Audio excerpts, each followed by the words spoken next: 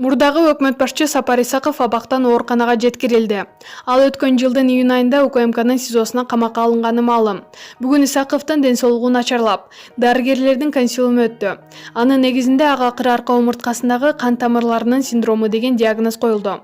Андан кийин ал врачтардын коштоосунда ооруканага жеткирилди. Учурда дарыгерлердин көзөмөлүндө ооруканада жатат, дешти УКМКдан.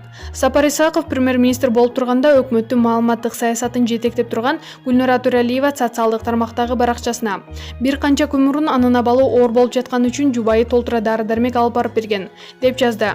Кырарка омурткасындагы кан тамырларынын синдрому бул омуртканын ичиндеги тамырларды кан айлануунун бузулушу. Аталган синдром жаш куракта инсульт алуунун бирден бир себеби болуп саналат. Окуянын чоо жайы 2018-жылдын 29 майында Сапар Исаковго карата Бишкек жылуулук электр борборуна байланыштуу козголгон коррупция беренеси боюнча айып тагылган. Ал 5-июнда камакка алынган.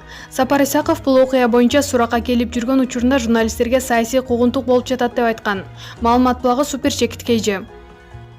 Айзада Жамгырчиева, сиз добуш берет белеңиз. Алып баруучу журналист ырчы Айзада Жамгырчиева өзүнүн жеке баракчасына 2020-жылы депутат болсом колдойт белеңиз деген суроону узатты. 2020-жылы Айзада Жамгырчиева депутаттыкка аттанып жаткан кези деген сүрөт болуптур. Сиз добуш берет белеңиз деп жазды ырчы. Бирок кайсы партиядан ат салышарын тактаган жок. Эске салса, конституция боюнча шайлоодо талапкерге эмес партияга добуш берилет. Маалымат булагы Заман Чекит KG.